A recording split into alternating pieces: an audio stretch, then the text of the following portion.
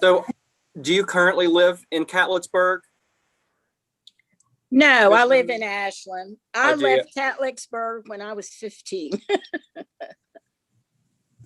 Good morning. Good morning. Good morning.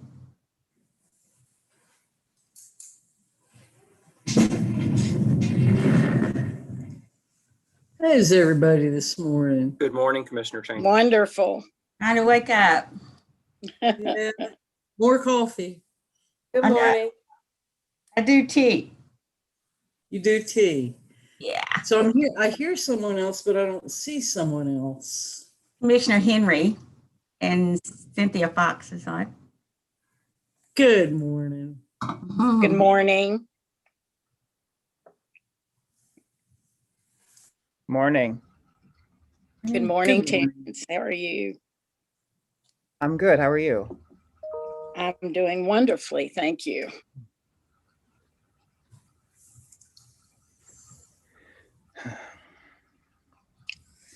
I need a COVID cut. You know, it's early, but it's starting to stick out every which way. That's a new terminology. I haven't heard of the COVID cut yet. Yeah. You coined a new phrase. Well, I was a little, so I think with, what is it, phase 1C that's opened? Yes. Yeah, this might be TMI, but that's for folks that are 60 and older, and I'm 59 and a half. Oh, sweetie, I've got you beat by quite a few years. So I know, but I was a little shocked to learn that there are over 1 million people in phase 1C. So I guess I shouldn't get in a hurry for anything, right? it's all right. It only gets better the older you get. Yeah. Well, that's good. Yes.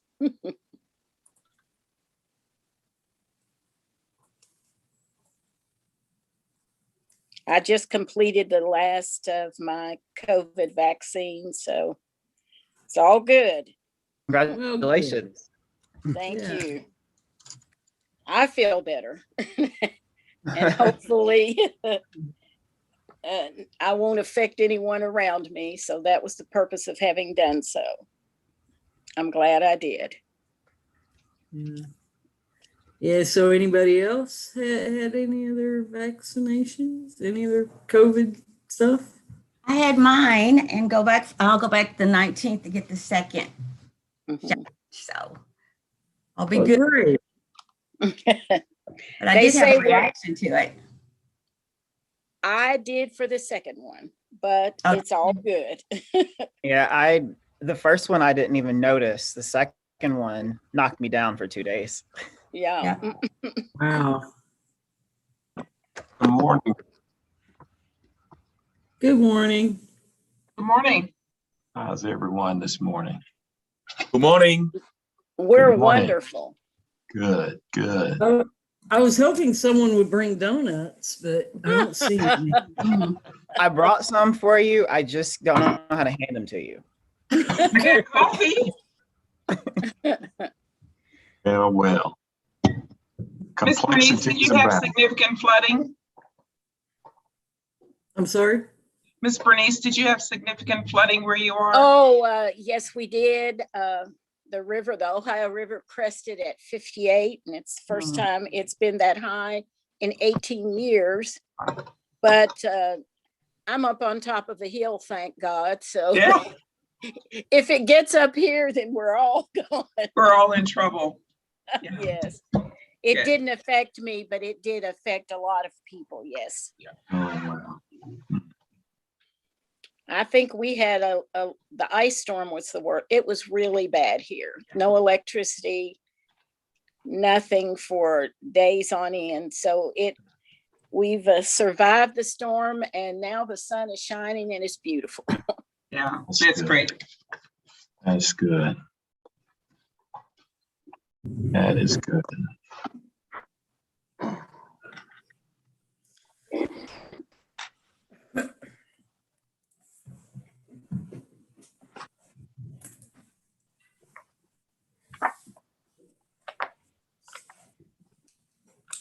You guys hear me?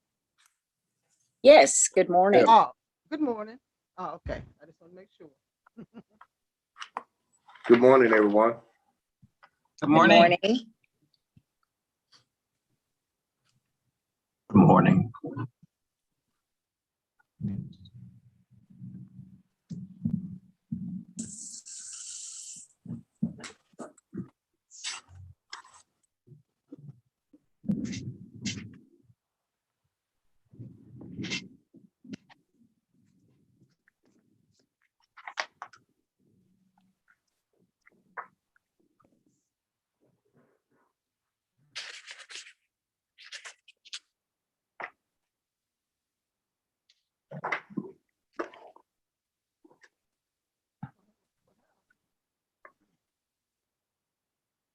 I think we're having a Zoom issue with the chair. Just a second, sorry.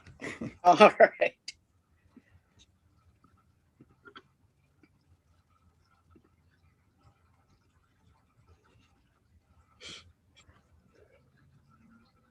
There we go. I'm in now. Can you hear me? Yes. Yes. Yes. Okay, that was that's my confusion. It came up as Rao. Had a name change, Chair. Huh. Interesting. So you Yeah. joined a long time ago. That's my bad. I was making sure. Okay. But does Raul know?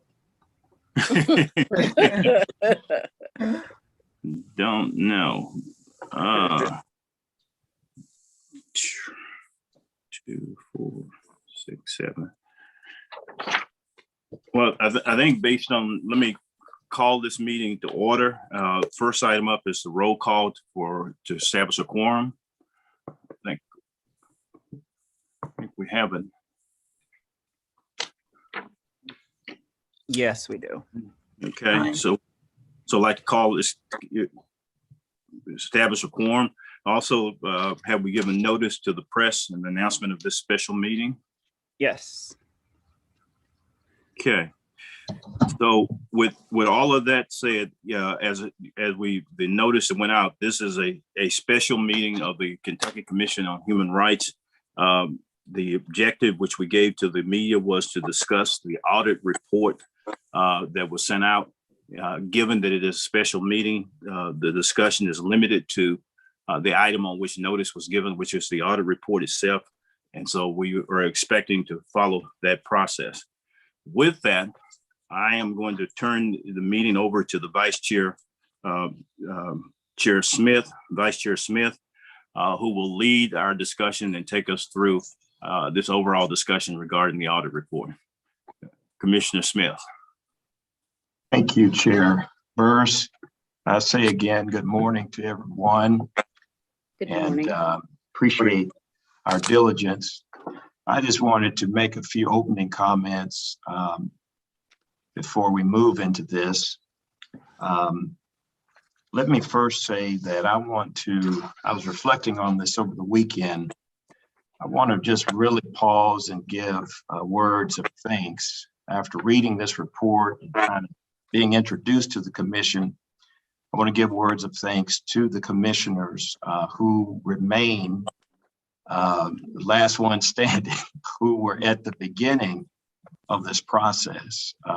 And the work that you all did, I reflected on the committee work that had to go into this. And it just seems like the process began then to get us where we are today. In fact, we have, I think, each step of the way, we've become more clear on what we've been looking at.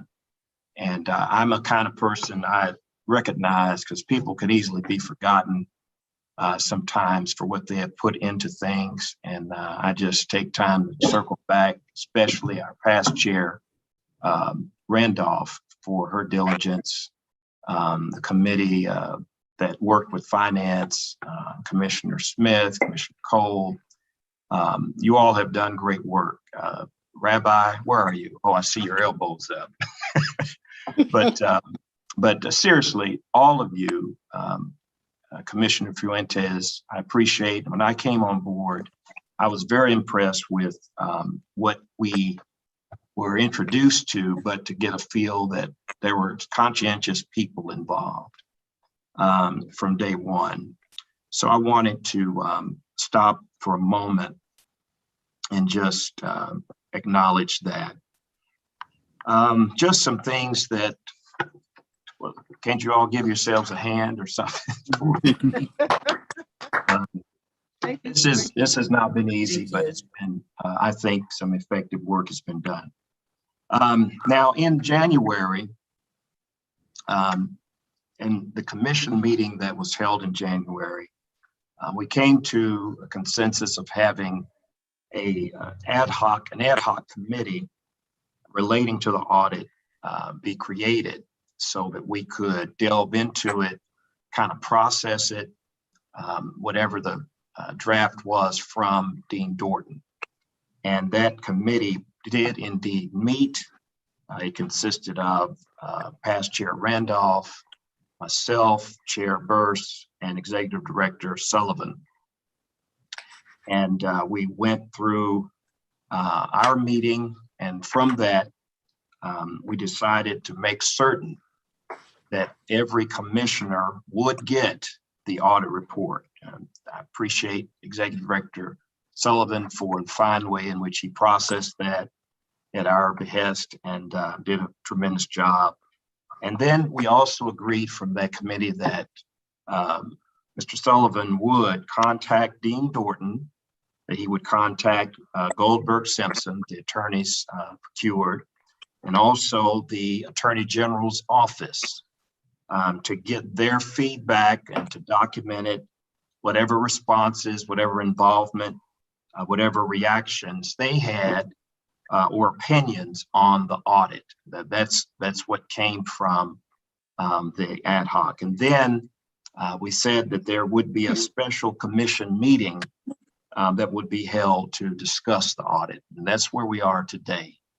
So we've done our best to bring about a process for the good of the commissioners. And as we get, now I wanted to just lift up a few things that here first. It seems that the audit is the result primarily of issues raised by the whistleblower and also by some of the commissioners. So we do acknowledge that. However, the audit is not what could be deemed a traditional audit in that it has no recommendations. And it was not broad in its scope and did not include a presentation on audit findings and or recommendations. So we're looking at a situation where we're processing it, what we're seeing, and it's helped me to learn the history. So I'm grateful for what we do have. I just noticed that it doesn't have certain things that I'm accustomed, I'm sure others on this call here today are accustomed to seeing in a final audit. Furthermore, I want to reiterate, there are no specific recommendations in the audit on which action is required. There are no specific recommendations. The audit points to process and procedure and record keeping breakdowns, problems and concerns that were caused in part by the backlog of cases and you could say sloppy bookkeeping or even staffing shortages that comes up often throughout. It doesn't reveal any improprieties or defalcations or anything of this nature in it. Also, the Attorney General, Dean Dorton and Goldberg Simpson added nothing additional beyond what is in the written documents that was submitted to the commissioners. So they didn't add anything in addition to. I'd like to confirm that with executive directors that true what I've stated, if something I may have missed.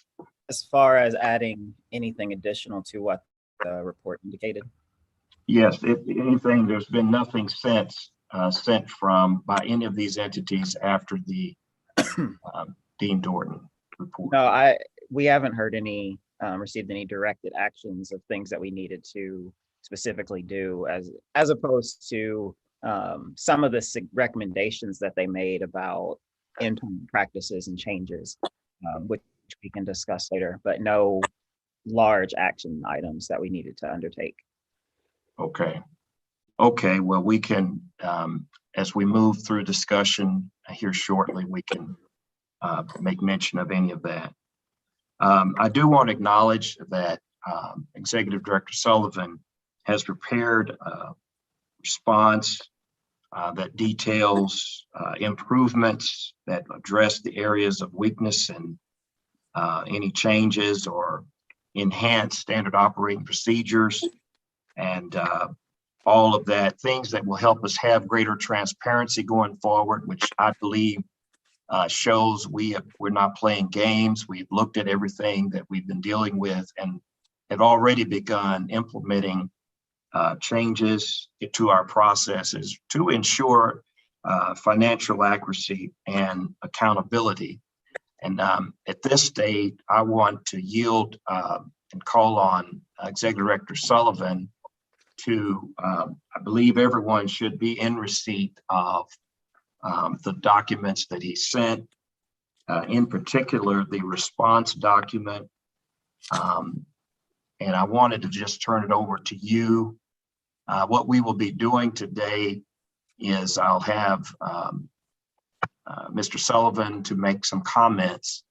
And then after that, I'm going to ask each commissioner one by one, if you could be prepared to share whatever concerns, and we'll try to do this alphabetically. But it's important to me that every commissioner has an opportunity to say whatever or raise whatever questions that you may have and we'll do that round robin on a couple of questions. So we could just kind of keep that in mind. And when we get to that point, we will allow the person I've called to really have the floor and have the entire floor at that moment without any interruption. And then we'll go to the next person and we'll document and write down whatever you say and that will help us circle back to address anything either in this meeting or in further correspondence. I want to ask Mr. Sullivan if you would at this time to help us with the response that you have drafted. Sure, thank you. So I did want to start with just a reiteration of kind of where we are. And as a technical matter, as we discuss the report that we received, and this also shapes some of the conversation of what is there and what may or not what isn't there. The services rendered to create the report was a forensic accounting review. And so just a technical thing, just to kind of explain the scope of what they were doing and what that service was under our procurement with them is what they were asked to provide. So just referring to it as that, and that's why I like to refer to it as the report that was generated from that forensic accounting. So as you mentioned and what I shared with you all before this meeting was after having the conversations that were directed from that ad hoc committee meeting in January, I was able to talk to some of the different parties who were involved, and based on the readings of the report and then anything that I heard from each of you, I wanted to go ahead and put together a draft response of what were some of the issues that were identified in that report, and then looking at some of the internal process changes and some of the operating procedures that have shifted or been now more firmly adhered to, how we respond to some of the issues uplifted in that report.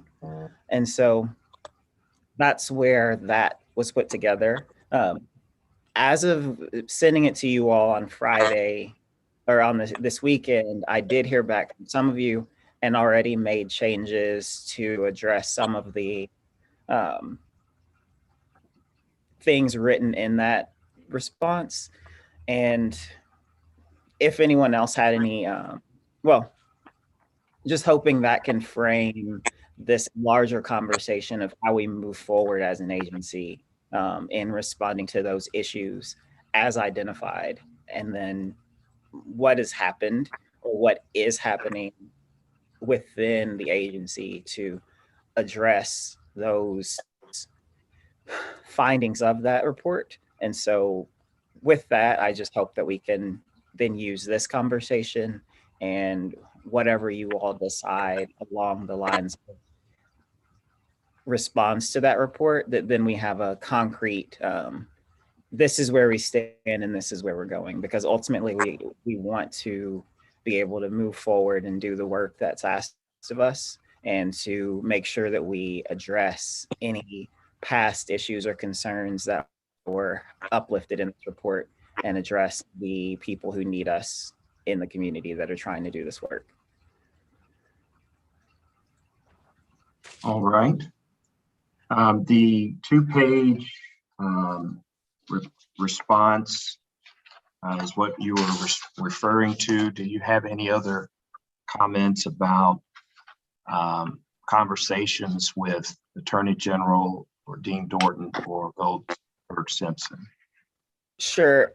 And we can always circle back to these in the conversation once each of you raise what your thoughts are in some of those with the report and our response. However, I will preface by saying that anything shared from those conversations, I approached each conversation the exact same, with the difference being the conversation with the firm conducting the forensic accounting, just because they had a different understanding and they were going at it from the review side, or the initial review side, and then the other two parties were external in the sense that they didn't conduct the accounting review, but they did review the report and then had their own objective take on it. And so what I wanted to do from the conversation we had in the ad hoc committee discussion, and also in my conversations with those parties, was to make sure that we all came from the same set of information on what they saw as issues and what they, if anything, what they recommended. And the ultimate conclusion from both of those conversations, and from conversations really with the firm that conducted the review, was that there are or were some internal excuse me, practices that needed to be changed, some tightening up of accounting practices, which Brennan has done a great job of making some of those changes after we've talked about them, and really just being a little bit more cognizant of our own operating procedures, but also having a more strict adherence to those. And so those things have been done or initiated, and we are using feedback to guide our own direction. But also those conversations with those individuals also help to get an even more firm understanding of what this report had, because for people who have been in it, it's easy sometimes to get bogged down by some of the other knowledge that you might have from your own experience, but having those objective observers review the report from their own lens with their expertise was very helpful in identifying and possibly affirming some of the identified issues that some of us or some of you may have seen. And so those conversations were good to have. And it also served as the purpose to clarify some of the positions that we had, just to make sure that, again, we're operating from the same pool of knowledge, but also from the same foundation on building our own steps of moving forward.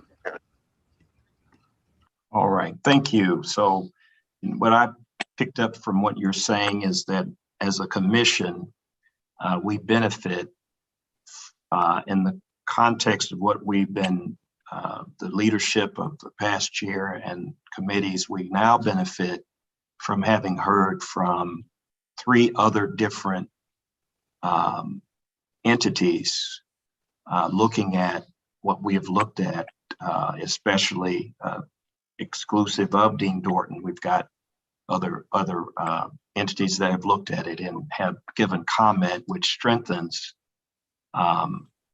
shores up, number one, the things that we have already implemented or are seeking to do, and as an administration, and then it kind of verifies and answers and resolves as many questions that were raised originally, and a lot of time and a lot of energy has gone into that. So I feel that as a commission, based on what you're saying, Executive Director, our burden with this is getting lighter each step of the way, because we've gotten,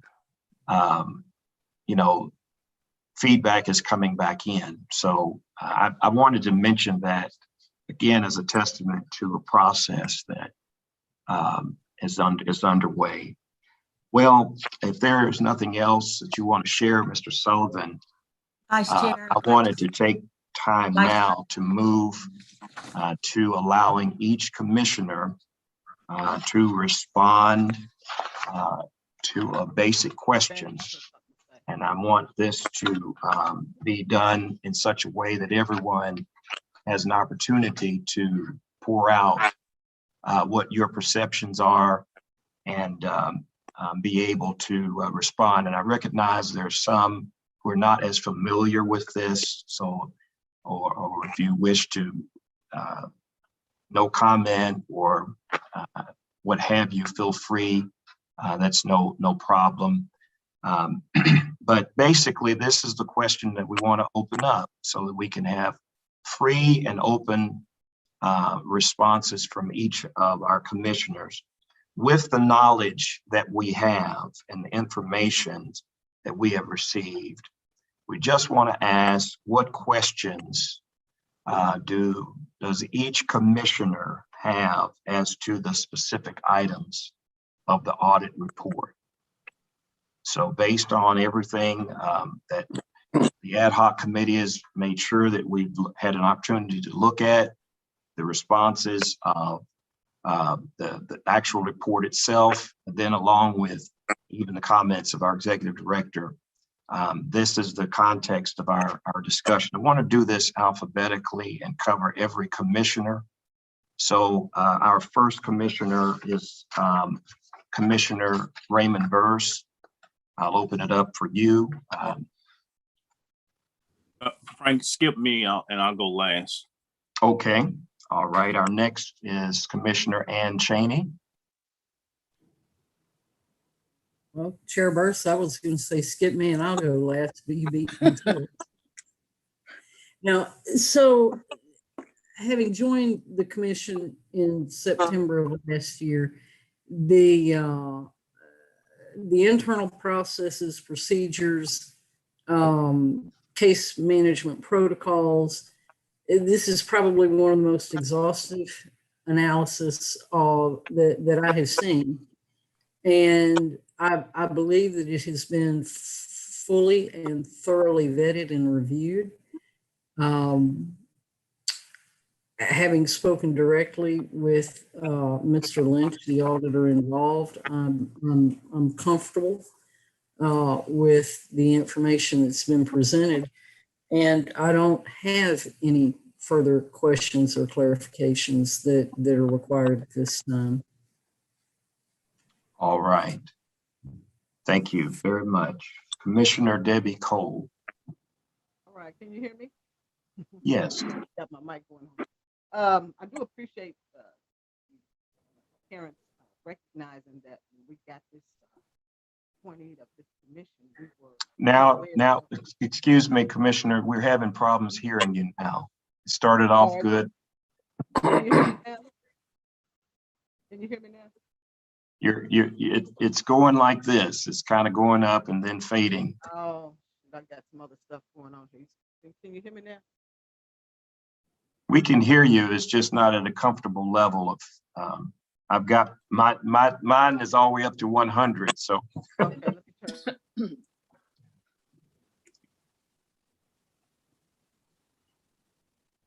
That now. Can you hear me now? We'll make an attempt.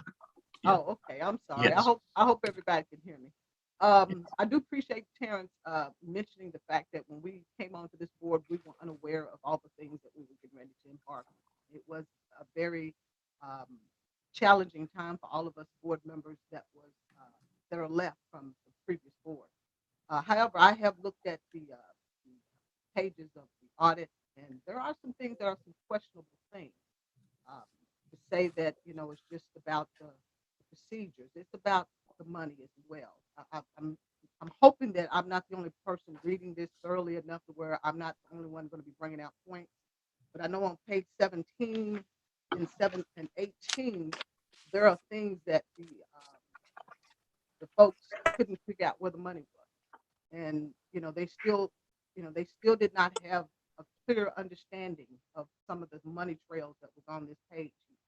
And so those are things that, because we were in January told that we had a new chairperson and that things were changed up a little bit, we were at that point of going to the next step of saying, okay, what do we do with this next? I mean, it clearly, we were on the trail of getting this taken care of. But now we're acting as if we're questioning why we even had the audit, or why we're doing the audit, or what's inside the audit. We already know the reason. So everything that's in this audit, there are a whole lot of questions. I hope I'm not the only person seeing that. There are a lot of questions in this audit that needs to be reviewed, or it needs to be addressed to the point of saying, what do you mean we don't know what to do? It needs to be released. It needs to be taken to the next step. Now, my recommendation, if you feel like it's not thorough enough, then we need to find the money and find out where the money is in this audit that they can't find out where it's been going. I mean, there are things that need to be addressed in this audit, and I don't think it's it's just all about the bells and whistles of the process and procedure. There's a lot of things in this audit that needs to be questioned. I hope I'm not the only one seeing that. Could you, your mic is still kind of fading in and out. I've heard what you said. Could you give an example? On page 17, where they said they attempted to find out where the $5,000 and the two $7,500 payments were. The documentation could not be found in the vendor file. Those are the things that I'm talking about. I mean, it clearly says that they were attempting to find where these payments went and why. There was no real reason of what these payments were. And I mean, again, that doesn't raise a question to say that there's something here that needs to be addressed. I mean, that's just 2 pages. I don't want to take up a whole lot of time going through every single page, but I'm not the only one that's got two references of what they're solving. But this is just one instance of monies that were made out to folks, and there's no reason for it. There's even stipulation on some of it that where it was supposed to go for one thing and it wasn't really going to that. So if you say that there's nothing there, I'm trying to figure what you read. Because this is on 17. In the first page, it lays out that there's something going on. So I hope I'm not the only one that's raising the question that there is something else in this audit that needs to be addressed. So that's my stance. I'm hoping that I'm not the only one that's addressing this. If I may, have worked on for a long time, and we don't. I'm sorry, Ms. Cole.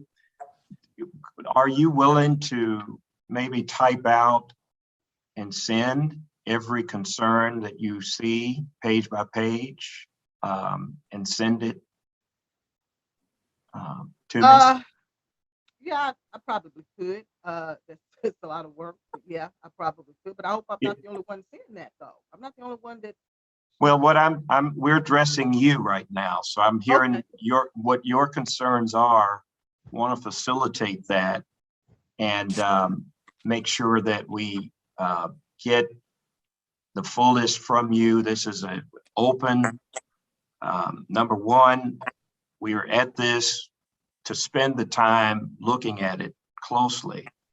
And I know that's what my commitment is to it. So I want to make sure that if you have any questions, and maybe it's not enough preparation before this meeting, but whatever your concerns are that you would have, we want to make sure that you have an opportunity to specify what those items are. And if we don't have enough time today, then we do want you to send it to me, and I'll make sure that we process that with executive director and our chair and get at least a written response back. And we're taking notes of this meeting also, and it is of course being recorded. So that's why I wanted to make sure your mic was right so we could hear you well when we go back.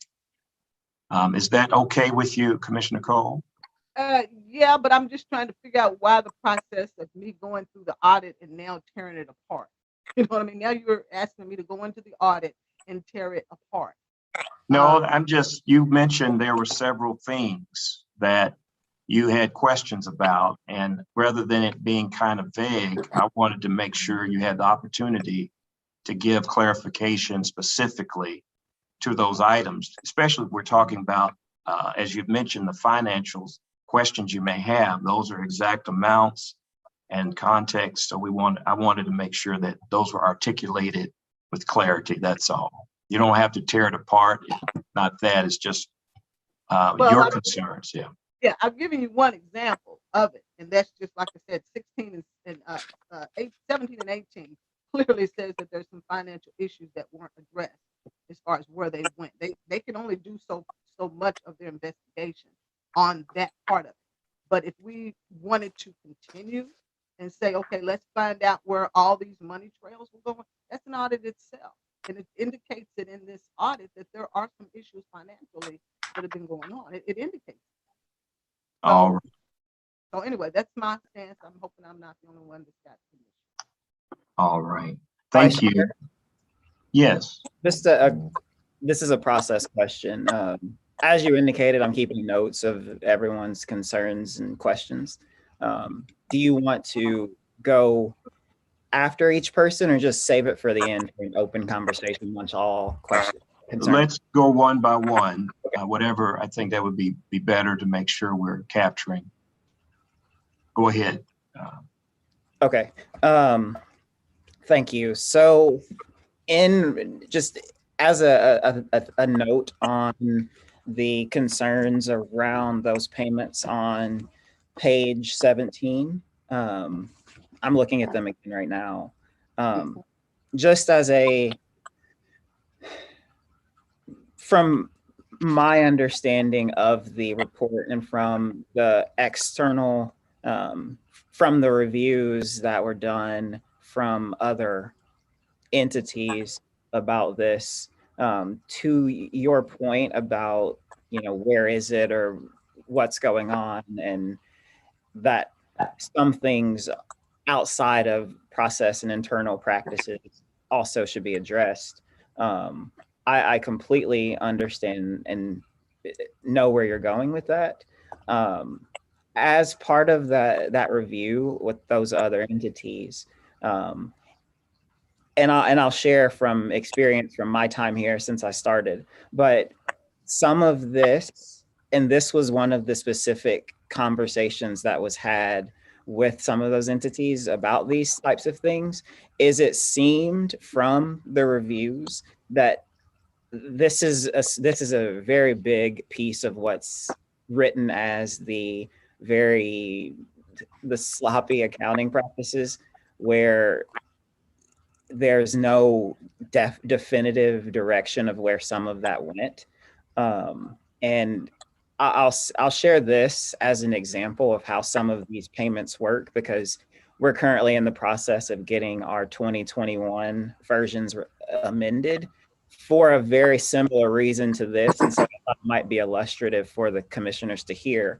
We're putting together our HUD training plan, and part of that includes some of the tuition for training or things like that, very similar to what's in these expenditures. And we got word 2 weeks ago or a week and a half ago that we need to submit an amended version of our training plan, because there is a possibility that tuition for these trainings that we're doing is possibly going to be shifted to free. And so they need to know that we are going to, whenever we draw that money down or whenever it's given to us, that we are going to have it go to a specific purpose that was approved and listed. And they have to approve it before we can do anything with it to draw it down, or we can have it sent to us. And so very similar to those two $7,500 payments where they could have been for a tuition or whatever that then just was free. Very same situation that we're going through right now, that we have to submit alternative options in our amended plan to show them that we're going to handle it properly. And then we have to then send them what we did with it before we can draw it down. So it's a two-step authorization process. So, circling back to these, and why this is more, can be characterized as some of the bad accounting practices, which again, we have shorn up. But in order to do some of these things, there are some verifications that have to be submitted and all of that. And so these look like expenditures that were covering something else, especially looking at the dollar amounts that were going to something else. And so they were mislabeled, or there was not an indicia of nefarious intent on how they did it. More just being lazy and not doing your job properly. And again, it is concerning looking at it. Having been in the process and currently going through the process, I do see how some of their authorization policies and some of the ways that they authenticate what we're doing does help in seeing how some sloppy accounting, for lack of a better term right now, can be in this. But this is one of those parts of it that were the bigger red flags to address. And based on the nature of a forensic accounting review, they were identifying what they saw, but different from other types of reviews in an actual audit. They don't go further than identifying some of the things that were brought to their attention and then basically verifying that it was something that should have been brought to their attention, if that makes sense. Let me just say one more thing on that. I appreciate you trying to, I don't know any other word other than just code that up to what, but in ethical terms, whatever doesn't look good isn't good. So whatever the sloppy accounting or the laziness of that is more so reason why that's an issue. You can't blame that on just that. I mean, it does look damning, whether you can use it or not. It's in writing. This is what it was. So I'm not trying to make it more than what it is, other than what I just read. So if you want to count it as sloppy or laziness or not doing their job, that's still not a good look. If that's what you're calling and characterizing that. It's not a good look either way. So I'm going to leave it to that. Hopefully, like I said before, I'm not the only one that sees that there's some issues in this audit that needs to be addressed, that's just one of them that I thought was pretty damning. I don't want to take up a whole lot of time going through every single piece because I feel like I'm not the only one on the board that maybe has an issue. Oh. Thank you, both Commissioner Cole and Executive Director Sullivan. The next name that I see would be Commissioner Fuentes.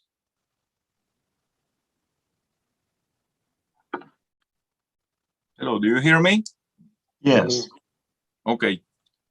Well, I will just share my personal opinion. I was part, first of all, thank you for, the really good job putting together all this information. I was part of the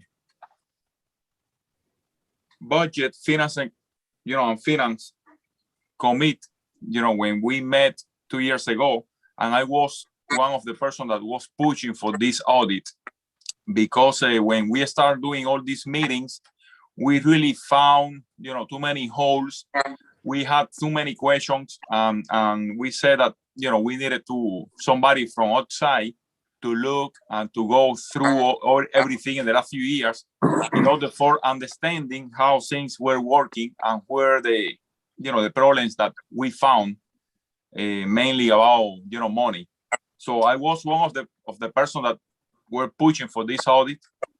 I agree with Dr. Frank Smith, because I really was expecting to read some conclusion. I was looking for some final statement on this audit, and I really could not find, some kind of conclusion, as I said. However, after having all this information in front of me, at this point, instead blaming, a name or a specific person, I would recommend to use this document as a good tool for improving, because we already know, reading all these pages, we know exactly, what are the weakest area that we have to work. So again, instead blaming somebody or taking some, for action, I would, use this document as a good tool for doing a better job. So I will stay, with the general consensus of this commission. I trust on the new executive director to keep, working and solving all these issues as well, with this new commission. So again, from me, I will just, keep going.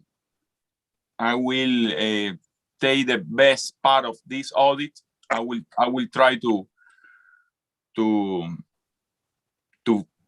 use all this information as a reference. And again, I will stick with the general consensus. I really don't have any specific questions because again, I could not find, even when we have information here and we are listing, the for example, where the money was spent, all these things, still it's not very clear for me, the action, the final action that we have to take after finding all these things. But as I said before, instead blaming somebody or spending more time on these issues, I will just go to the next page. I just will use this as a good reference for doing a better job, and keep working on, on the people that they are, needing our help. So this is my comment. Thank you, Commissioner Fuentes, very much. Our next name is Commissioner Bernice Henry.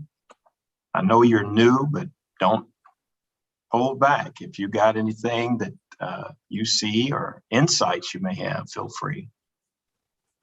Thank you. Good morning to everyone. Yes, I read all of this extensively, went back over it a couple more times, and it's a little bit difficult when you're looking at something that has already occurred and try to backtrack and figure out just exactly what's going on. But I did the best that I could all the way back to the year 2015. And I came to this conclusion. We can't right those issues that occurred in 2015 and make them correct from that point. But we do have today, and we can move forward. I do agree with the executive director in the fact that I did follow, saw an aged backlog. The process for probable causes and things that were going on was a little jumbled. It was hard to follow. Poor tracking, and of course, some poor record keeping. I found those things to have occurred. I looked for a recommendation in the audit or a conclusion about what direction that we might move toward, but I did not find one. If it was there and someone did find it, I would appreciate them pointing that out. And as I said, I've only been here for 2 months. So that's my viewpoint for 2 months. But I agree with Commissioner Fuentes. Let's not waste a lot of time in finger pointing or trying to do that. Let's get down to the work that we know needs to be done and go about the business of protecting the rights of the citizenry in the Commonwealth. That's what we've been appointed to do. So that's what we need to get started on doing. Thank you, Commissioner Henry. Rabbi Litvin, Commissioner Rabbi. So I think most of my concerns have already been addressed and answered. I appreciate all the commissioners that came before me. Really, I had 3 things written down. They were all covered. So not to belabor points, I will pass with thanks to the commissioners who came before me. Thank you, Commissioner Rabbi. Commissioner Alma Randolph, past chair. Chair. Thank you, Vice Chair. You're doing a great job leading us through this process. First, I want to address the response that we received from the Sullivan on Saturday, and attachments were included to his email. There is a reference from the conversation that he had with Amy Burke in the Attorney General's office.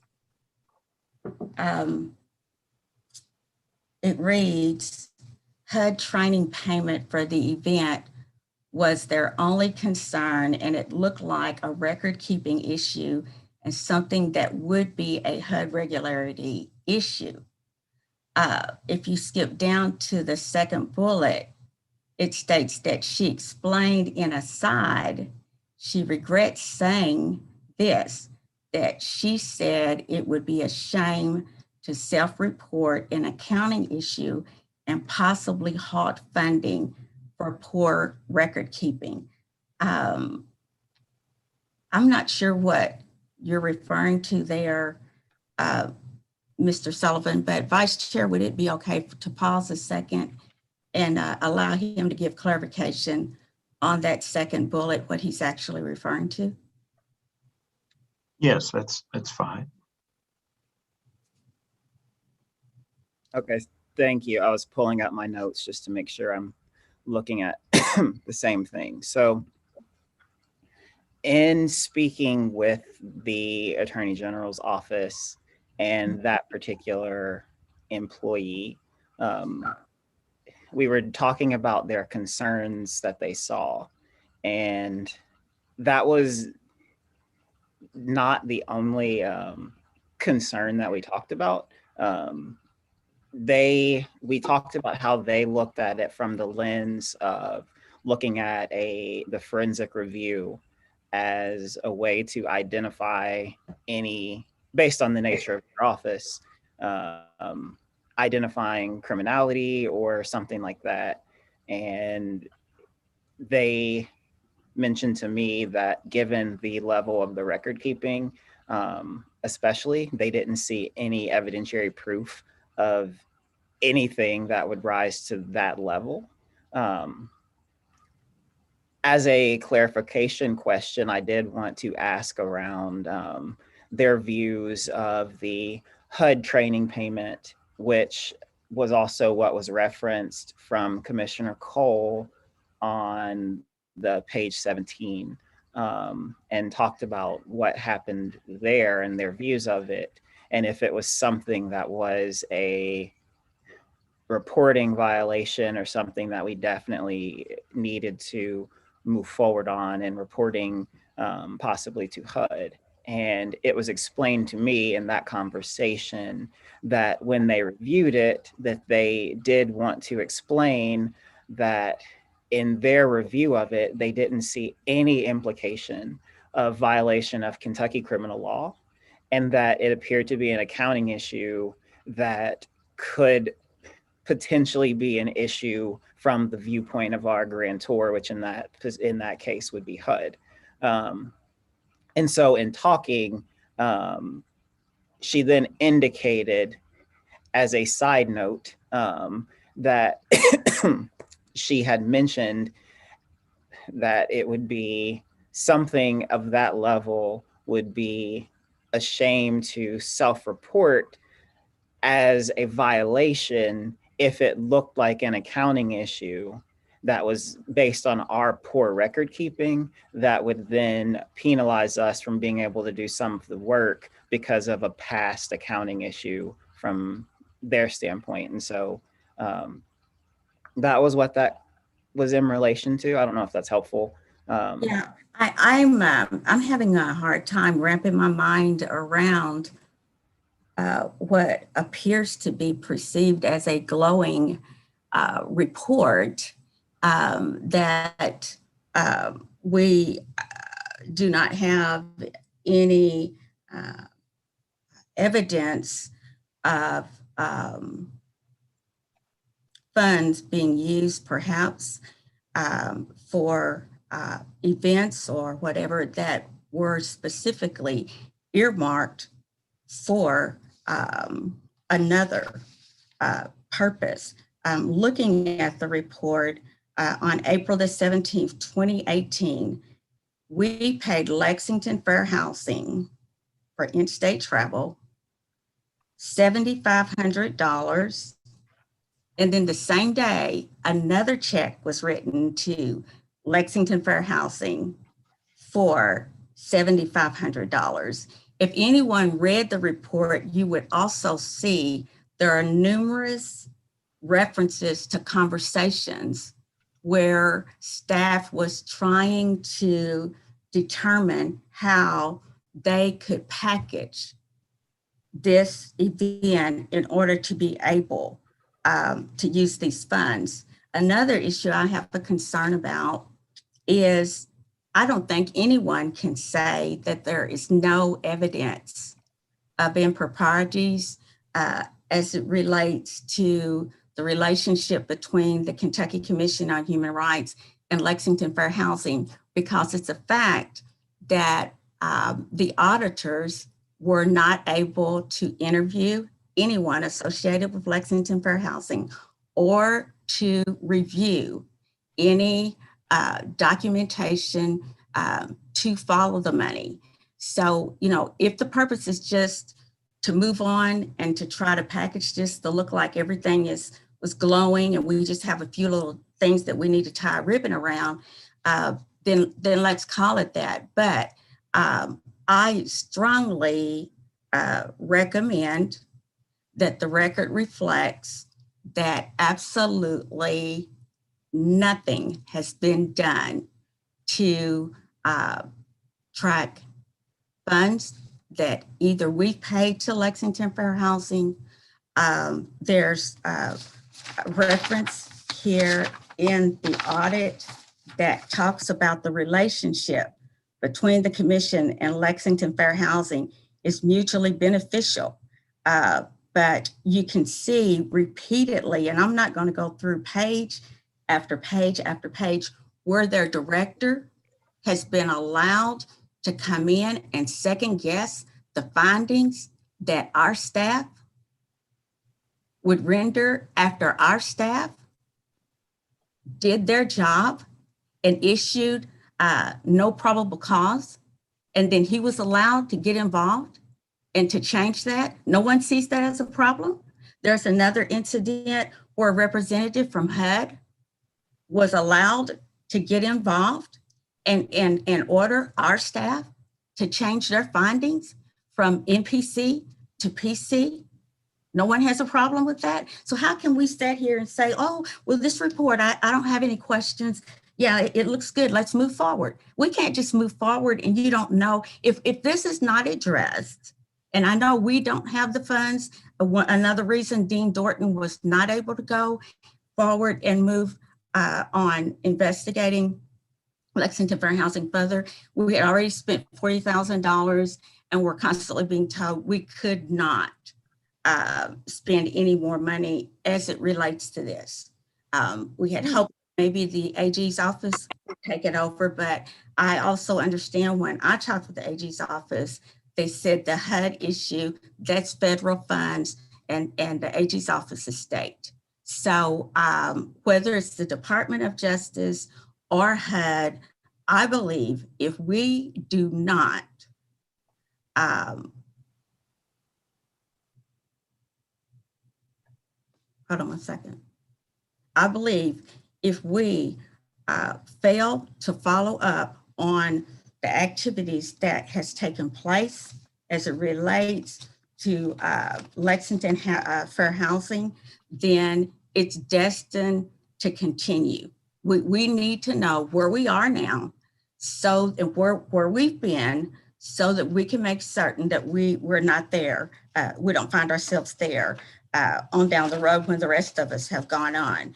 There's documentation here in the audit that it's conversation where our former managing attorney, I get it that he's not here anymore, but they became aware that, hey, we can get $8,000 per case if we submit it, Well, maybe we can change our strategy. Look at how much money we could create by doing that.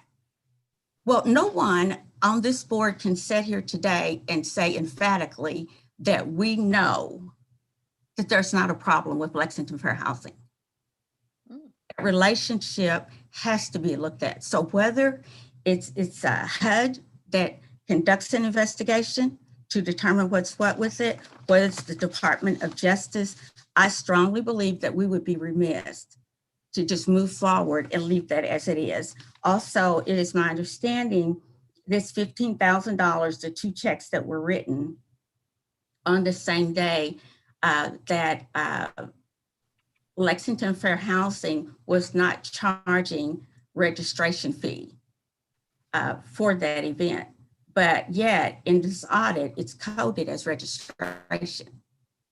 So again, the red lights are there. We can ignore them, but they're there. I also want to address, so that's my concern as it relates to the summary that Mr. Sullivan has prepared from the Attorney General's office. I disagree with their assumption that, that there's not any evidence to support that there's possibly a problem with Lexington Fair Housing. I think it needs to say, or you need to add a note, that an investigation has not yet been conducted as it relates to that issue. The other problem that I have with the attachment that Mr. Sullivan submitted to the board on Saturday, he listed the concerns that he had after speaking with Ms. Jan West, who is the attorney with Goldberg Simpson, who represented the commission. He states in clarifications, she did not recommend the audit be sent to the AG's office to review and did not comment on criminal issues. As a civil lawyer, she says she would be only concerned with looking at who might be able to sue and for what. As it relates to insurance, she does not remember telling anyone previously that we should self-report for legal liability and malpractice. I sent all of the commissioners this morning a copy of an email that each one of you that were on the board at that time received, dated October the 19th, 2020 at 9:25 a.m. It reads, and at the time I was serving as chair, Alma, I have reviewed all of the documents you sent. You should report the Dean Dorton findings to your insurance broker. The policy requires you to report, quotation marks, any act which may reasonably be expected to give rise to a claim. I believe the findings in the report would rise to this level and you should report. I'm not sure whether your policy would actually cover any or all claims that may be made. It would depend on the claim, but at least they would not be able to argue that you did not give proper notice. I don't see anything in the EEOC or HUD documents that would require you to report anything to those entities at this time. So the record needs to also include to this attachment that Mr. Sullivan prepared, it needs to include the email that is directly from Ms. West. After I received it, I forwarded it to our vice chair, Frank Smith, same day, and I also forwarded copies to the entire board. I, in addition to doing that, contacted Mr. Sullivan and asked about our liability insurance and how much coverage did we have. And Mr. Sullivan, you correct me if I'm wrong, but as I recall, you said, interesting that I should ask because you and Mr. Sells had just decided to increase our liability insurance. Is that correct or not? Do you want me to talk about all of this or just your question? I just want you to answer this question that I asked.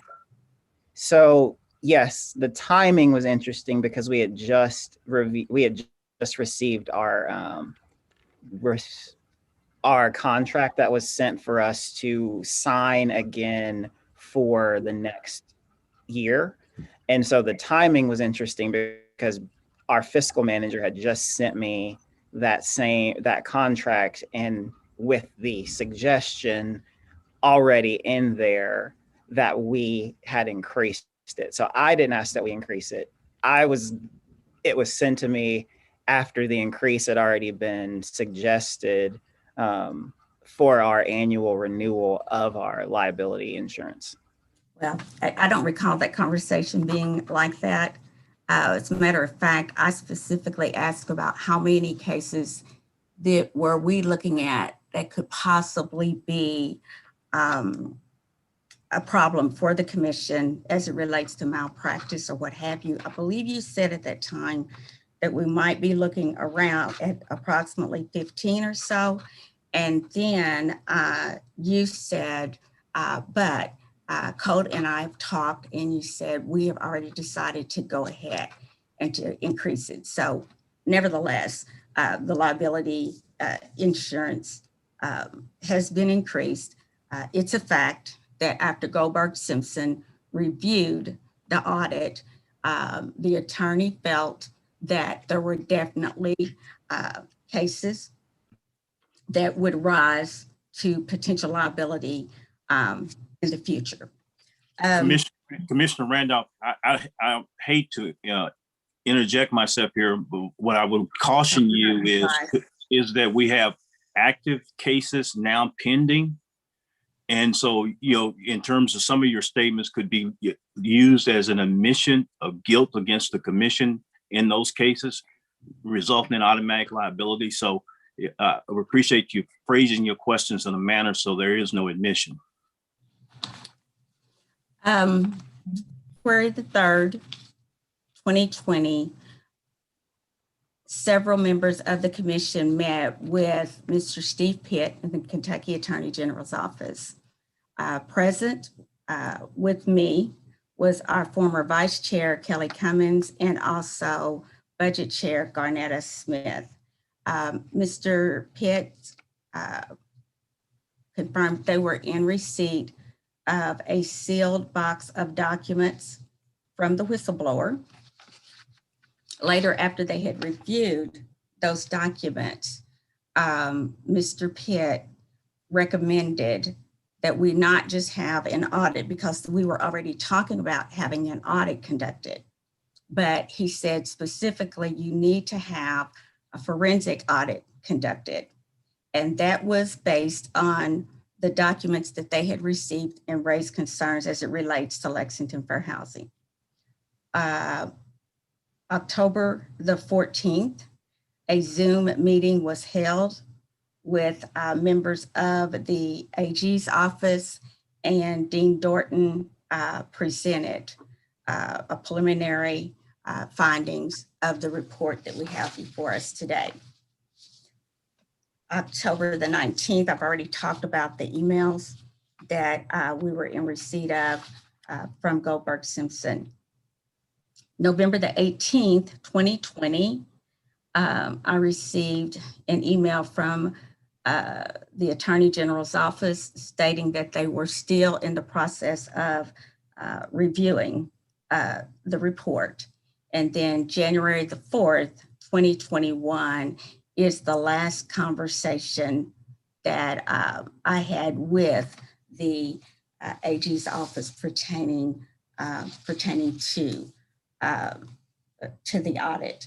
So in closing, I think it's important to remember that we had reached a limit as far as the revenue that we had available for Dean Dorton to continue to do what they needed to do. Again, Lexington Fair Housing was never investigated. I believe that we also have an obligation to make certain that the board of directors for Lexington Fair Housing is aware that there are concerns. And I am strongly recommending, if nothing's there, that's great.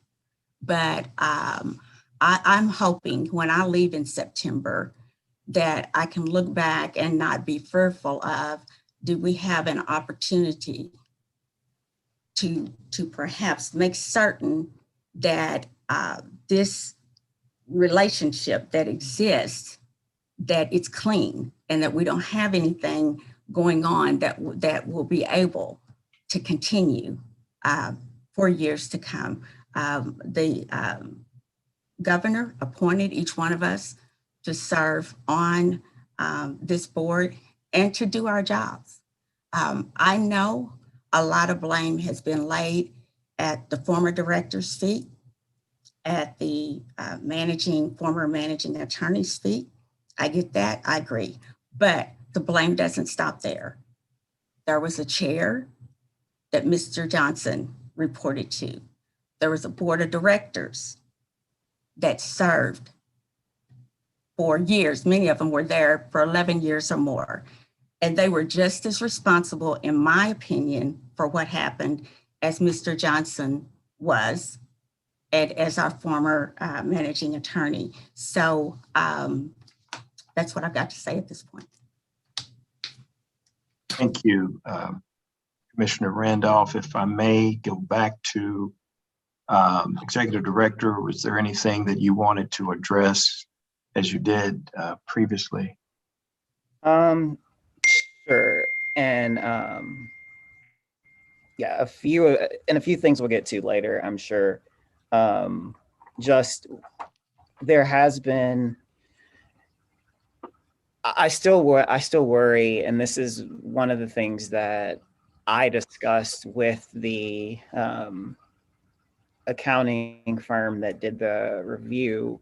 There are some practices that I think aren't necessarily clarified, especially in how the relationships work with the different types of federal programs that exist, and how the payments to us work, the payments to other people, to the other agencies work.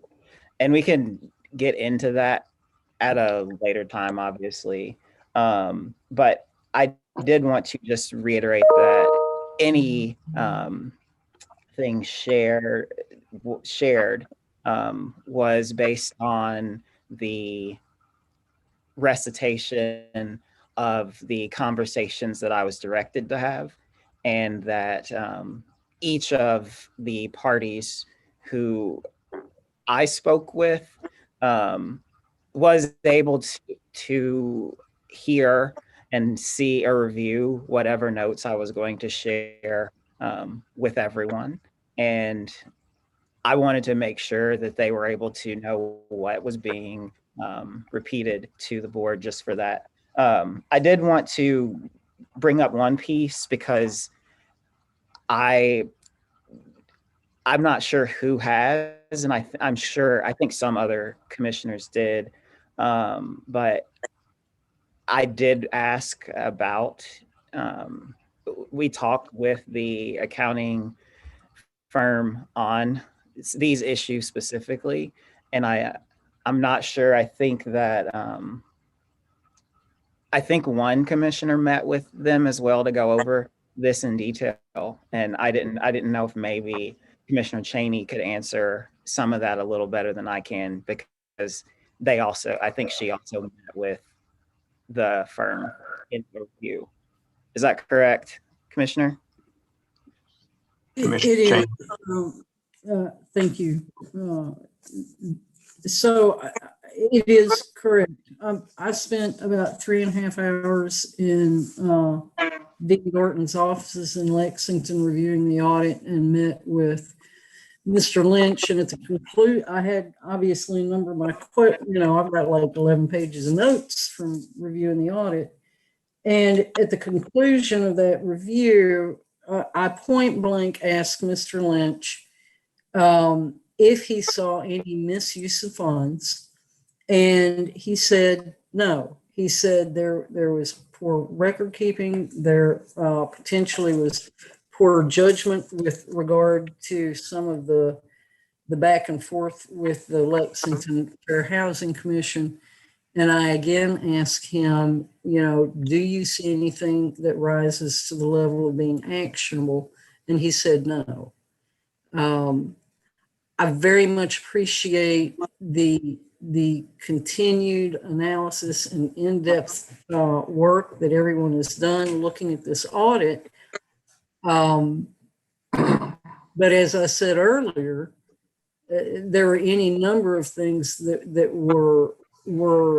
could have been done better, but they, at the end of the day, come down to inadequate oversight, policy, and procedure. The forensic auditor tells me that there was no misuse of funds. Certainly, I'm going to rely on that individual's expertise in making that determination. But again, I think it needs to be clear based on what he was privy to and investigated. That's the part of this entire conversation that can become very muddy. Yes, what he investigated, he can say that, but no one can say for sure what happened with Lexington Fair Housing and their relationship with KCHR. I mean, because it hasn't been investigated. So that needs to be clarified when we're referring to the findings and what the auditor stated. And if he was here today, he would clarify that. Yep, based on what he investigated, these are his findings. He didn't investigate Lexington Fair Housing. All right.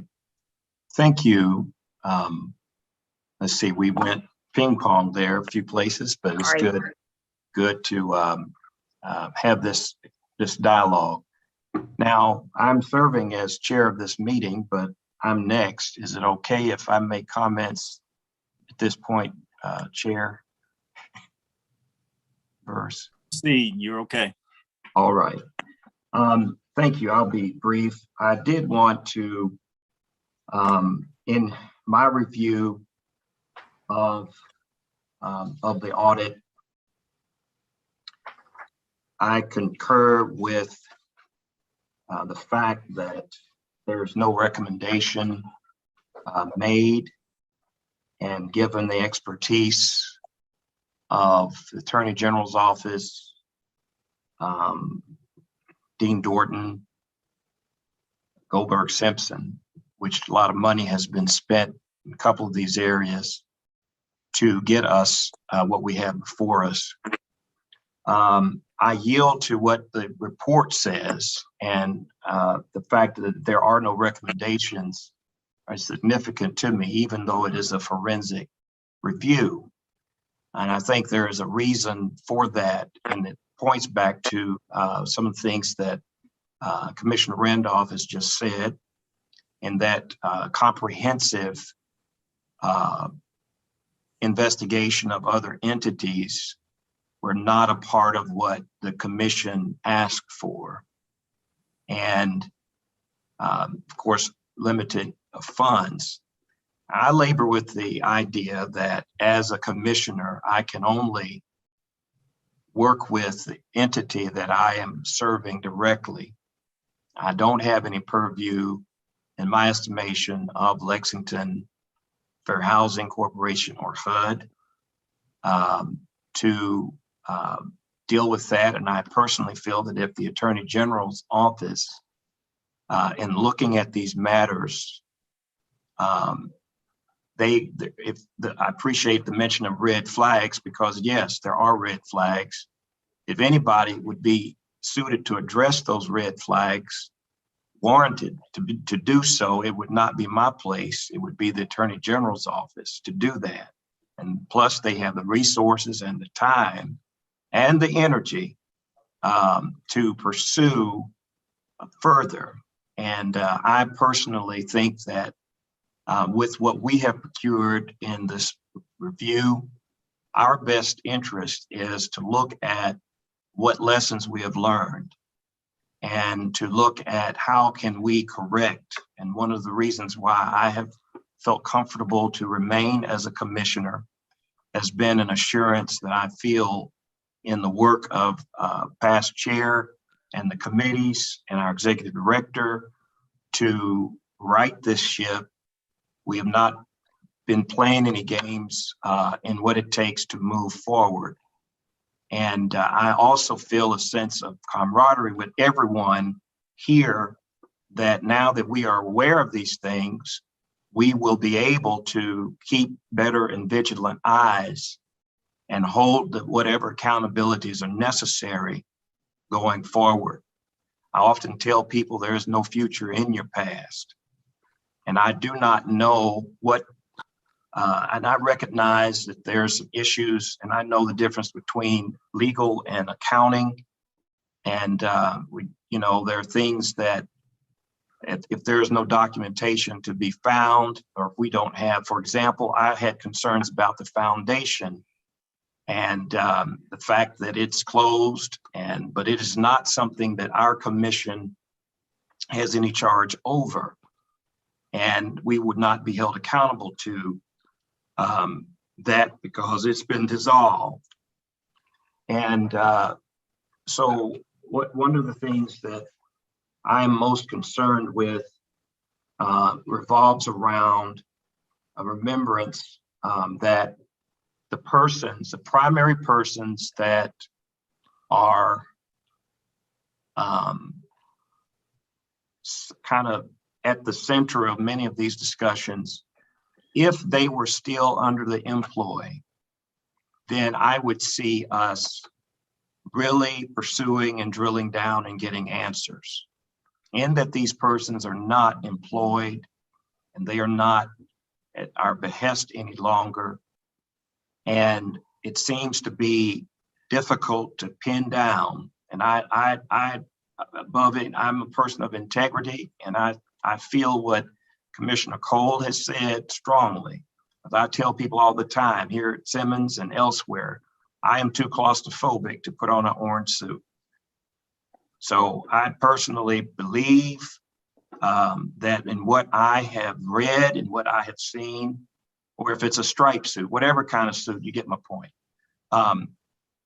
What I have seen does not give me enough latitude to go after those specific problems. But I see, and I go back to something I heard Commissioner Cheney say before, that we must pursue putting in writing and working on improving the processes according to what we have learned, so that they do not continue any further. And I have all confidence in our executive director and this commission that we will be able to do that.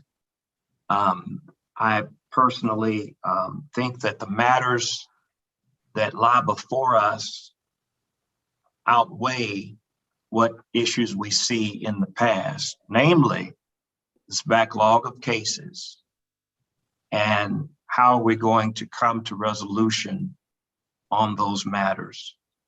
And what's interesting to me is the audit, even former managing attorney, everyone has cited that we could use more staff. We could use more staff. We need more staff. We need more funding. We need more staff. And I personally hope that we could rally this to get the staff that we need to ensure that the process changes our executive director has forecast and has written out. And I don't know if this includes everything. I think we're still going to have other things that will come up even from these discussions we can go back to. For example, I agree wholeheartedly that how we relate, what you've said, Executive Director, how our accounting processes relate with other vendors. It will be good to get clarity on those proceedings according to their regulations in working with us. If we don't already have that, we can get that and shore that up also, along with our internal matters. So personally, I understand what Commissioner Fuentes said so well, is that this is a tool. And I think that obviously we are learning this tool. We are dissecting this tool, and the tool is meant to be used. And so my personal thought is that we will do that. We have a whole lot that we've got to focus on that are still important matters. And I personally think that it might be more difficult to delve into this thing deeper. We already have a basic understanding of where the accounting issues rested internally, and that person, that staff, or any of the accounting persons still on staff that were on staff then? I'm going to raise that to Executive Director. So from the time that was analyzed, we have a different fiscal manager from where all of those issues came up. Okay, so that's a really good job of getting those things shifted.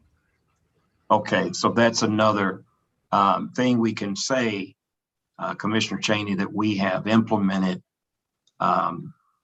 anew under our renewed leadership of the commission and those inclusive of commissioners. So I rest with my comments at this time.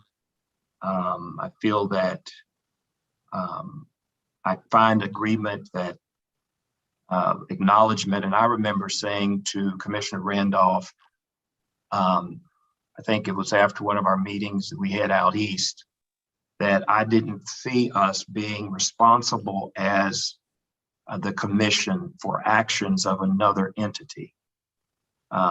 And that we needed to guard ourselves against taking all of the blame at the commission level if something were to bubble up that was inclusive of another vendor, i.e. If we were to identify, for example, Lexington Fair Housing Corp. I think we've got to know our lane and make it the best lane it is, monitor how we relate with other vendors according to what we have seen in the past, make whatever corrections we must make, and make a commitment together that we're going to move forward. Those are my comments. Did you have any comments to anything I've said, Executive Director? No, none at all. Thank you. Okay. The next commissioner is Commissioner Garnetta Smith.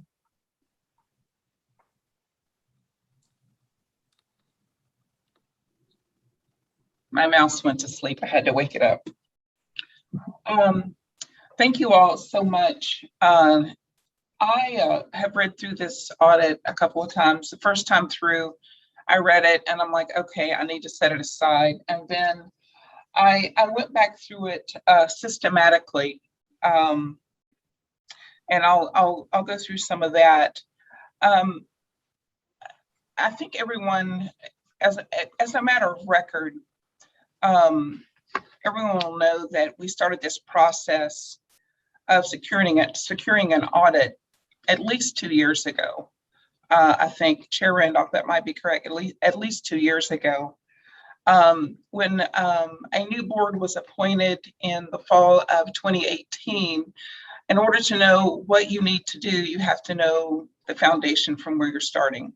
And as Chair Randolph appointed a budget committee in the spring of 2019, I believe it was, we began to try to figure out where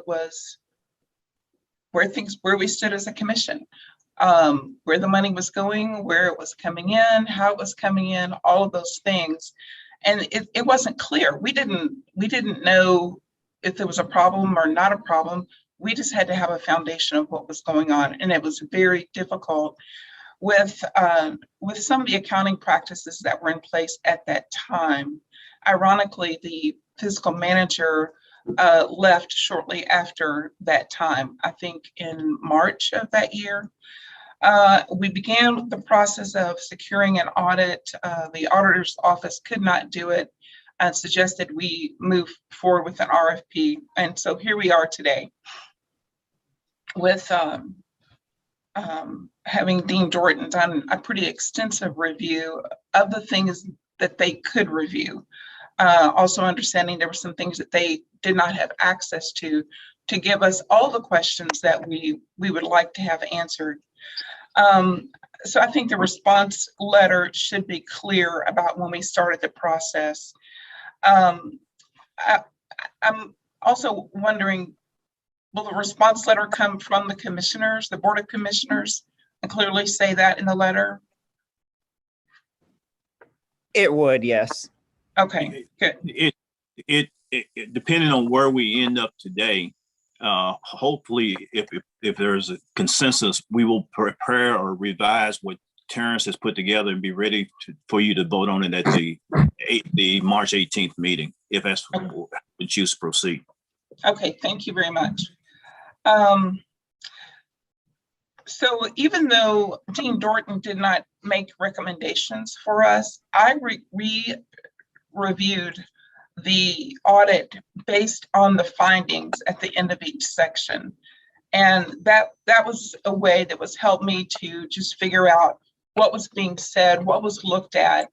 And one of the things that I know, because we reviewed the audit several months ago as a commission with Mr. Lynch, there are a lot of processes and things that have already improved. And so I'm thankful for that. There was a recognition that we had some issues and they have already begun to be improved. And a lot of those things are the allegations against the former managing attorney. Some of those things, new policies and procedures put in place should keep some of these things from happening again.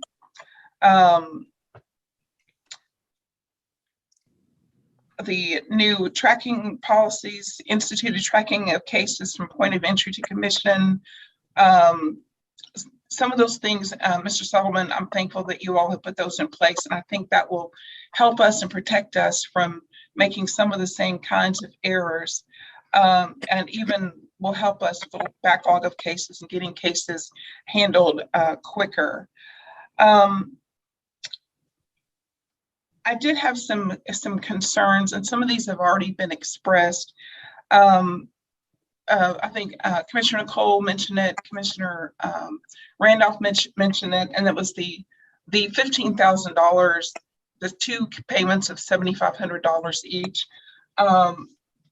That came up when I asked, as the chair of the budget committee, asked Mr. Ross to begin to look for things as we began our preliminary process. And that came up very early on, and we couldn't figure out where it came from and what it was used for, because there was nothing there. The thing that concerns me in the results of the audit and the findings of the audit and all the documentation was the back and forth between our HUD person and members of the staff of needing the money for a large event, $15,000 for a large event, not being able to find the money internally, and then trying to figure out a way to make that $15,000 available from HUD funding when it's for training and not for events. So that has caused me great concern. And I know Commissioner Nicole mentioned the information on page 18. So there was an implication that KCR will use training funds to pay expenses to host the event rather than for conference tuition for its employees. And then in the middle of that page, on page 18, was when I was doing my review, I highlighted this paragraph. If the $15,000 payment was not for tuition for KCHR employees and commissioners to attend the April 2018 conference, Lexington Fair Housing Conference, and in parentheses, it appears it was not based on the correspondence and documentation we reviewed, then the transaction was mischaracterized when the disbursement requests were submitted to the Kentucky Finance and Administration Cabinet of Procurement Services for processing on April 17, 2018. And again, when reimbursement was sought from HUD for training expenses. So I don't know if it was an issue of misuse of funds or a mischaracterization of funds, but that particular incident still causes me great concern. I don't know the answer to it, but there does seem to be a problem, and a problem there. And let's see. Another thing that I saw in relation to our former managing attorney's performance on the job, and you're right, we can't go back and fix that, but it seems to me that the Lexington Fair Housing Commission was exerting undue control or influence over our former managing attorney. And I don't know if that influence extended to other staff members or not, but it was clear to me that there was influence there that was not appropriate, and also showed an issue of management problems. So if the former managing attorney had a question, he would ask the director of the Lexington Fair Housing, what do you want me to do here? Or should I do this or should I do that? that's a problem for me. And so, I think in the end, we need to make sure moving forward, I think this issue should be investigated by whoever does those things, to make sure our processes are clearly in place, to make sure that there is a clear and appropriate relationship that doesn't allow for the Lexington Fair Housing Commission to exert any pressure to cause cases when they're not caused, or anything like that, just to bring in more money. And we all understand the need for money and the need for staff and so forth, but I don't know what has been happening, but it does, even at the very least, it seems there has been undue influence exerted over the Human Rights Commission by another agency or entity. And I think we need to figure out how to make sure that doesn't continue to happen. Certainly not at our attorney level now. I'm not saying that's the case at all, but I don't know how far down the chain in our commission and staff that was true. It's not an accusation, it's just a lack of knowledge. Yeah, I think that is, I had a lot of notes, but I think that's, but most of my notes were related to the former managing attorney and his performance, which is history, but also a primary concern was the influence exerted by another entity over our agency making decisions for us. All right. Thank you, Commissioner Smith. Are there any comments, Executive Director? Just a couple, and thank you for going through that so thoroughly. I had, no doubt that you would, and I appreciate the highlighting in the notes. I did want to circle back to the first piece on that $15,000 and the question of misuse or mischaracterization. I just did want to circle back to Commissioner Cheney's conversation with Nick, as well as, again, the process of how some of those things work, especially in relation to HUD and our other federal partners, is a little, I don't think they ever in the review were able to really digest how some of that works.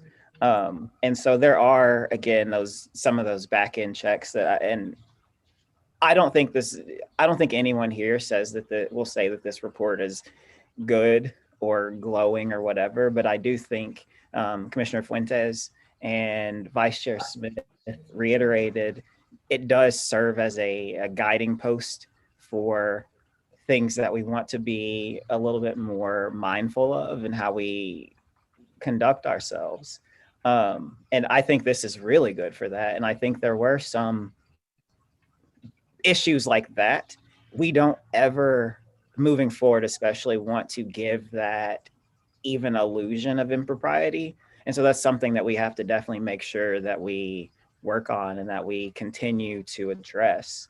I did want to just circle back on a couple things, just because this is, again, an open conversation and we just need to be mindful of how we categorize things, such as some of the actions of our former managing attorney, and saying even the thought of undue influence or any of that over the managing attorney.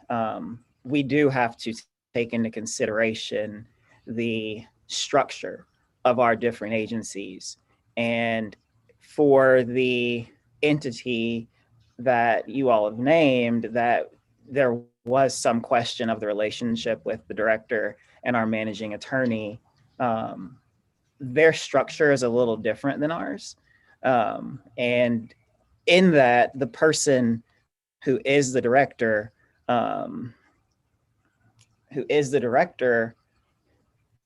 also is a representative of those people who they are bringing. And so it's a little different than the way that we work, just by the nature of the structure of that organization. So they do have some agency in the direction of those conversations because they also are representing their person, so to speak. And in some of the dealings with other people representing those in their capacity, they have the same type of input in advocacy for whomever they're working for. But I will say that since we've made some changes, that relationship is a lot tighter in how that communication goes and the direction of those cases or whatever. The communication is a little shifted to where it's even more guarded and there's less familiarity in how some of that works. So Can we jump in and ask a question at any point or just wait till he's finished? Commissioner Randolph wanted to let, did you have a thought you wanted to finish? I wanted to seek clarification on something that Mr. Sullivan just said, just for educational purposes. Okay, go ahead. So you mentioned that the representative from Lexington Fair Housing is an advocate for the people that they serve. But when our staff members conduct a thorough investigation, they have the evidence before them to determine whether a case should be considered no probable cause, which means they didn't, no findings there to substantiate the allegation, or PC. And then the outside force is permitted to come in and to influence the findings to be changed from MPC to PC. It goes back to the point that I was trying to make earlier, and I do trust that you will do this, is that we must make certain that we have not left any windows cracked for this type of behavior to continue, because for me, it doesn't pass the smell test. Either it's MPC and it's MPC forevermore, regardless of whether Lexington Fair Housing agrees with it or not, or you're saying that our staff did not do an adequate job and that Lexington Fair Housing has to come in and second guess their opinions and their findings. And I don't agree with that. And Just a point I wanted to make. No, and to that, I will say Tuesdays at 1 o'clock. For that reason, the probable cause and non-probable cause structure is more structured now. And Tuesdays at 1 o'clock, we have those conversations, and there's no input from outside parties. It's just the investigators and legal, and having that conversation on that final determination of what is probable cause and what is not. Because you're right, we need to make sure that we trust the staff and the investigation that we do, and we trust the determination that we ultimately come to. And so that, to your metaphor, that window is closed, and the cases are very difficult. And so sometimes it takes multiple conversations. And so sometimes, and this happens at these Tuesdays at 1 o'clock, is there might be some more information or some research that needs to be conducted, or more conversation with the parties to figure out, okay, maybe we do need to review this again. But at the end of the day, that determination is made from the meeting on Tuesday at 1 o'clock. And so but these are difficult cases, especially some of them get really, really hard to really make that determination. And there are cases and instances where there is some outside assistance or clarification needed, and some of those might come from our federal partners who have a best practices guide, because they see regionally where we see just here, to give us a little bit more guidance. And so there have been, and this might be, I haven't read all the emails, obviously, because it was years of emails, but that also could play into, for example, a HUD representative saying, hey, you might want to take a look at this because we've seen a shift in X, Y, and Z. Anyway, So is it okay? Is it true that some of the cases that we have, or at least I've interpreted it this way, and I'm open to stand corrected, but doesn't Lexington Fair Housing also initiate complaints themselves and file them with us? The process with that is more for, there are some that come through our intake, but then we still have to review them before we accept them. So that was all I wanted to cover on that one. We can go ahead and move forward. Thank you. I do want to, this line of communication went from Commissioner Smith to Commissioner Sullivan, and we've had a couple of questions, but I'm sorry, Executive Director Sullivan. I want to make sure that we get to Commissioner Thomas, if we can, for his thoughts. Oh, I'm sorry, Commissioner Smith, did you have another? You're muted. My comments about the influence and undue influence was also stated by the auditors on page 14. So, there seemed to be an influence, and the auditors did say that whether they saw it was a huge problem or not, and then just a simple reading of the documentation was what led to my conclusion based on the findings. Thank you. Thank you. Thank you. Commissioner Thomas. Thank you, Vice Chair Smith, and let me thank you for how you have facilitated this dialogue. It's been a robust dialogue on the audit, and I think it's important for us to realize that this is not easy work. And my thanks to former Chair Randolph and all those that worked on bringing it to where we are today. As you know, Vice Chair, I came on the commission with you, so it was a learning process of all this taking place. And I have to, I think, particularly say that it's important for us to continue to work on the weaknesses we may find with the audit and improve on the learning process of it. I think Mr.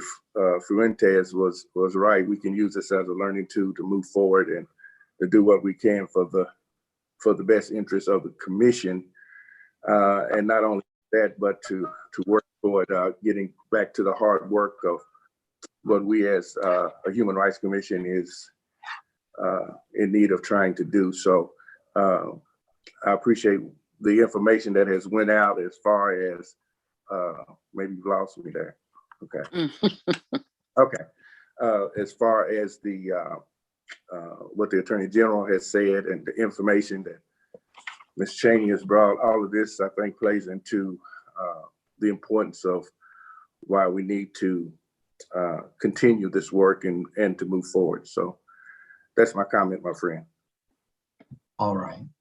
Thank you, Commissioner Thomas. And I want to make one other point. I know that the time as you've said, Commissioner Thomas, we've had robust discussion, and everyone has given tremendous. And one of the things that I picked up from the comments, I hope that no one feels that nobody has the same concerns as others.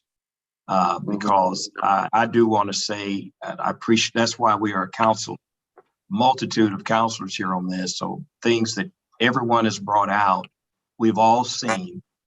And, you know, I think that this feedback today helps us to pinpoint where we want to focus our attention on and address what needs be. I had another question that I think it would be best to facilitate this way. I would like to ask all of the commissioners, you have received the process changes document from Executive Director and any of the other documents. If you have any comments or any, I think that Commissioner Smith mentioned highlighting some points to be added to the response letter.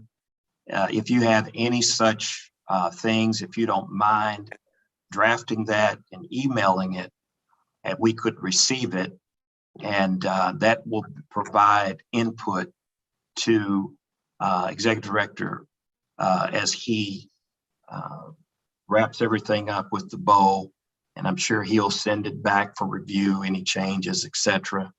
And this will get us ready for our next meeting. I think I have covered everything that I can, and I think it'd be good to just turn to Commissioner Burse for his comments, and then he can resume as chair of this meeting and close us out.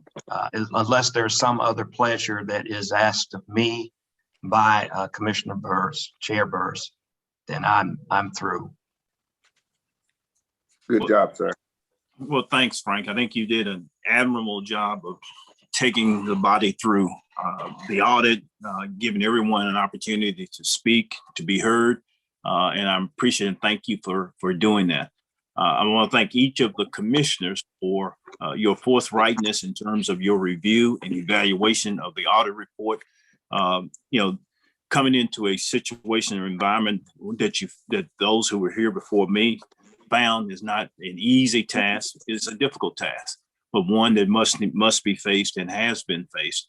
And I think that the audit report serves as a roadmap or guide to some of the things that need to be made and improvements that need to be made. And I think that the Executive Director with his process and procedure document, and if you haven't read that in detail, I commend you to do that because there are some real changes made, and many of the items that are in the audit report are addressed in that document. Will there be future issues that arise on which we will have to take additional action? Yes, it will.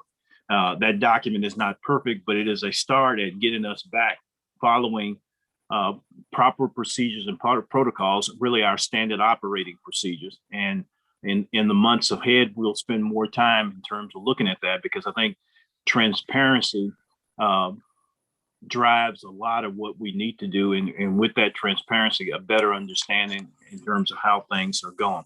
You know, based on what I've heard from there, and I've taken some extensive notes.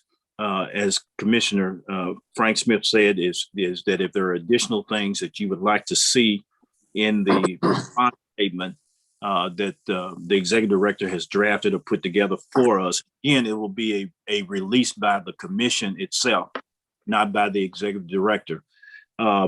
Provide that to us, and we'll make those changes.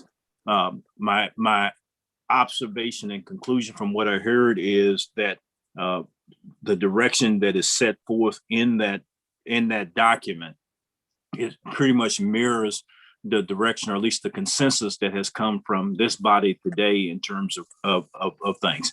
The one thing that I think is out there, as it relates to, and I want to talk about this, as it relates to Lexington Fair Housing, if you read the document in the last paragraph, there's a paragraph in there that talks about the $15,000 and the split. And it says it doesn't, they couldn't find anything. If the Attorney General's office found an impropriety, or thought there was an impropriety, they have the ability to refer the matter to the U.S. Attorney's Office. They do it all day, every day on several matters, so that is in fact there. I think the reality of it is that there are a lot of things that occurred prior to this commission and these commissioners coming on board that we cannot undo, but we can fix things going forward. And that's where I would like the focus for us to be. And as will be the focus of the document. But again, get everything to you. And before I close, is there anything else any other commissioner would like to add before we move to adjournment?